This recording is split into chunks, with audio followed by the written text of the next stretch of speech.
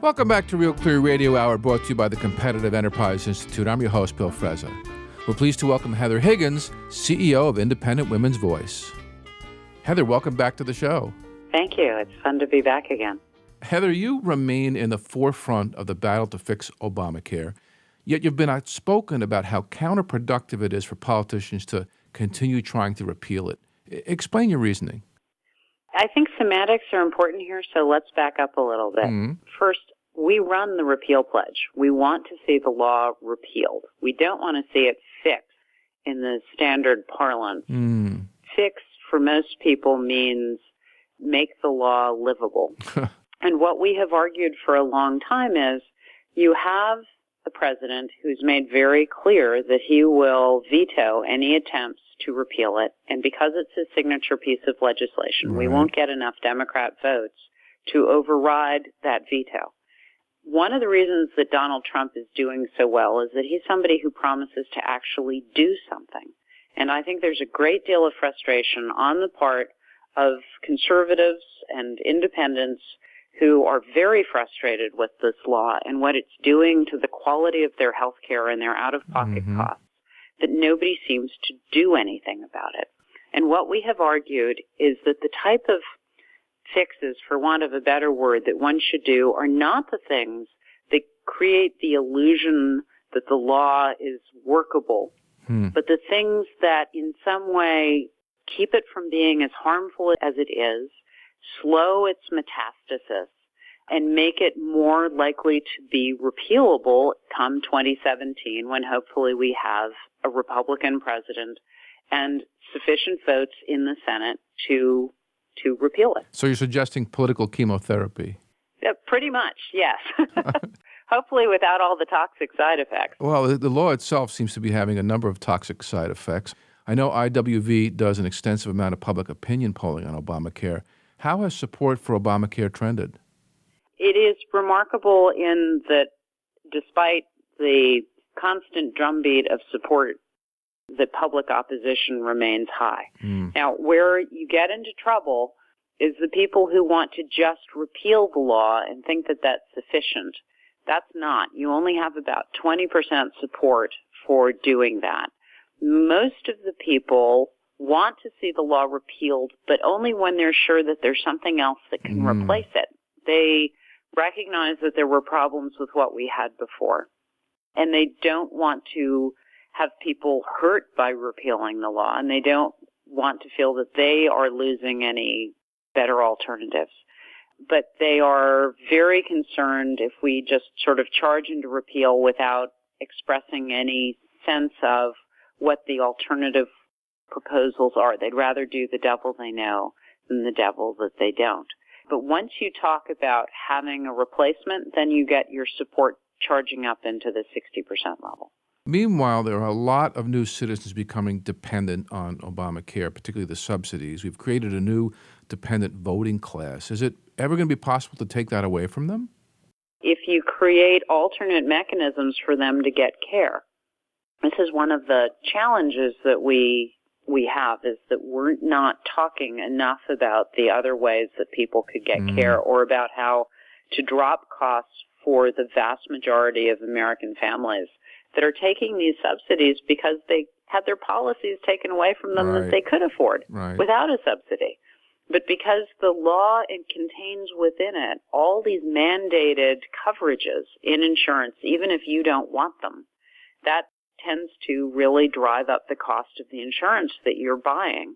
And what we are seeing is a steady increase. You're seeing claims of 4% increases someplace, but they're up to 40% elsewhere. So it's really variable. You're having a shrinking number of insurers as that market contracts, which over time will mean more monopolistic pricing as well. So it is all trending in an unhealthy direction.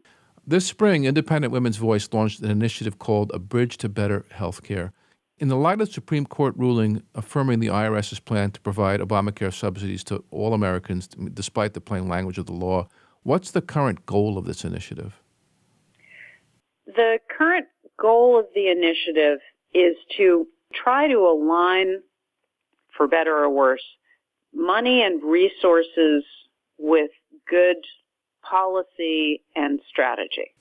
Part of the challenge that you've got, if you look at the political playing field, is that there have been essentially three camps from the get-go in terms of how to deal with Obamacare.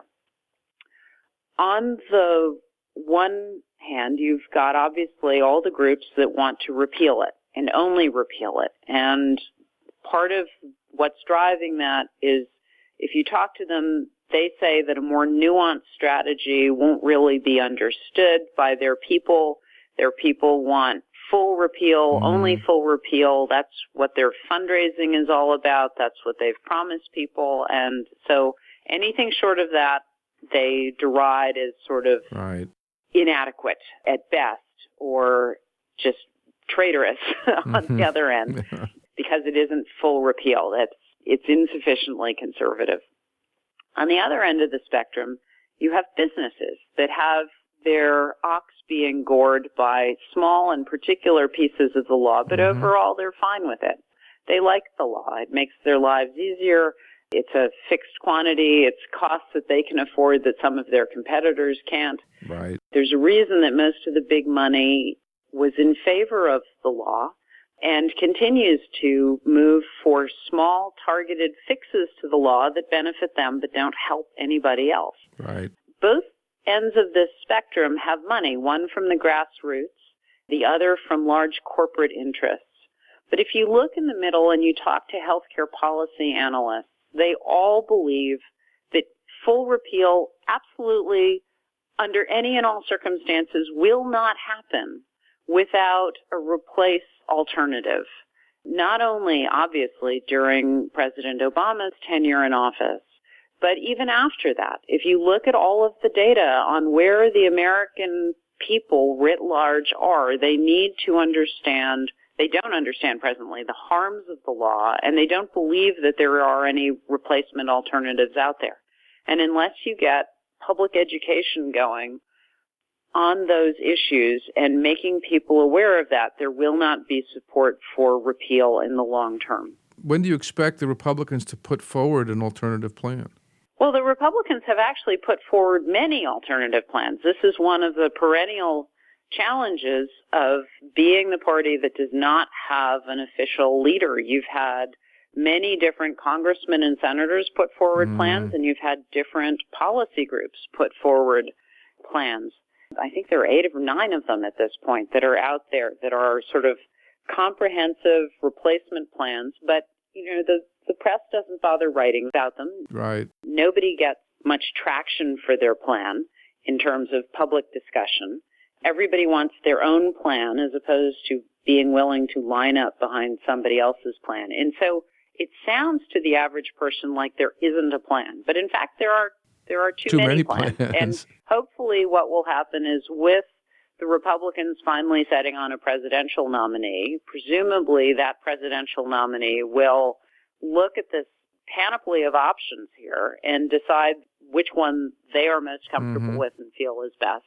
And that will make it de facto the Republican alternative plan. And when do you expect that to happen? Anytime in the next few months, or are we going to have to wait till shortly before the election? I would assume that sometime in 2016 we might start to begin to see the outlines of what that looked like. But there will be great leeriness on the part of any campaign consultant to these campaigns to get to specific, right? Sure. Remember, Barack Obama spoke in broad generalities, and even when the law a year later was being passed, they didn't know what was in it. And you saw what happened to John McCain when he actually did come out with a specific plan. Right. And people picked at it. And so political consultants will say, well, you can't do anything that's too specific. But if you read the literature, there's a range of options to try and give, whether it's tax credits or tax deductions or other forms of assistance to people. There's a lot of effort to get this stuff back into being the purview of different states. Big push to get rid of these mandated essential health benefits, which are essentially boondoggles to particular industries. They're always marketed as being, everybody needs all this care. But in fact, the groups that get their particular health product covered tends to be the ones with the largest lobbying force that gets it written in. But the goal is to give people real choice in the insurance products that they buy, in the quality of the products that they buy, the coverages that they get, and make it more like other types of insurance again.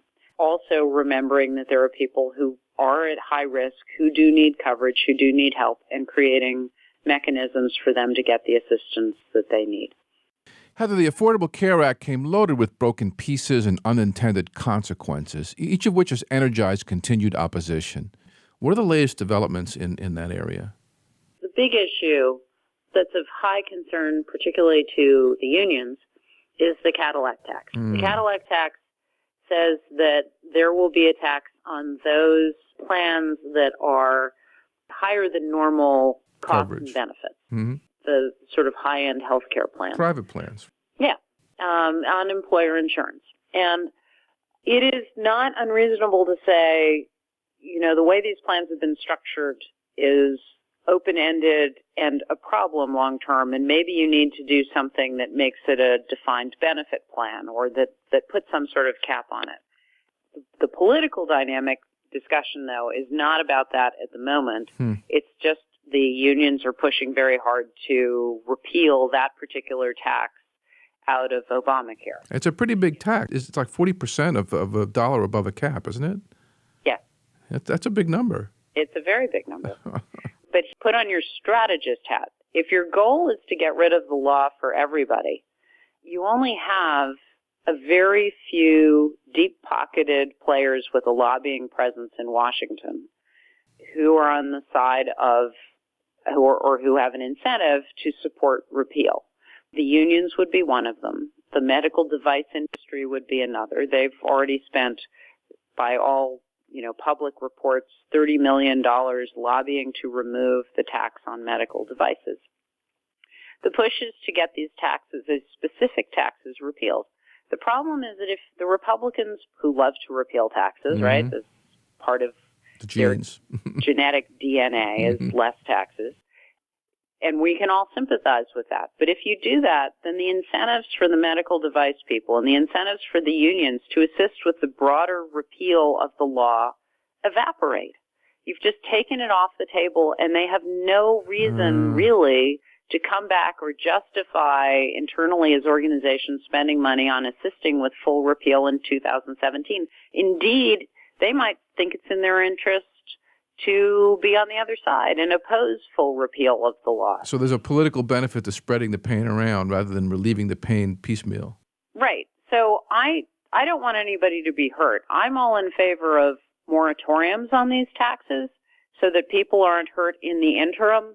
What I object to and have advised against is full repeal now. I don't think that anybody should be able to walk away from the full repeal fight until everybody benefits at the same time. We should all benefit when everybody benefits, and not let there be this sort of corporate crony, high lobbying dollar solution, whereas if you've got the money to spend on the lobbyists, you get your piece fixed and the heck with everybody else, which is the real risk that we're looking at here. Well, what is the status of trying to repeal the medical device tax that's roiling the industry?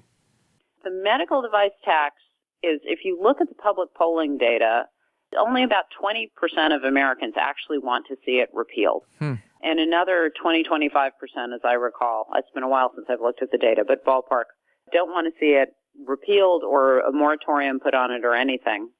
Another 20% don't know what to do, but then the largest chunk actually says put a moratorium on the tax, but make sure that the medical device industry comes back to the table and participates in the full repeal fight along with the rest of us.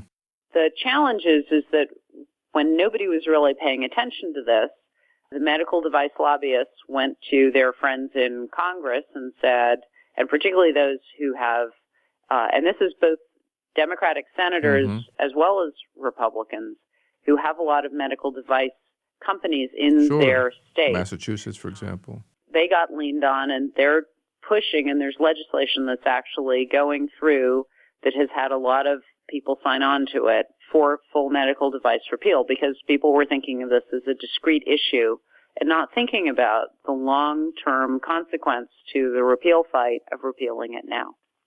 Women's issues seem to loom large in this conversation, which of course is what Independent Women's Voice is all about.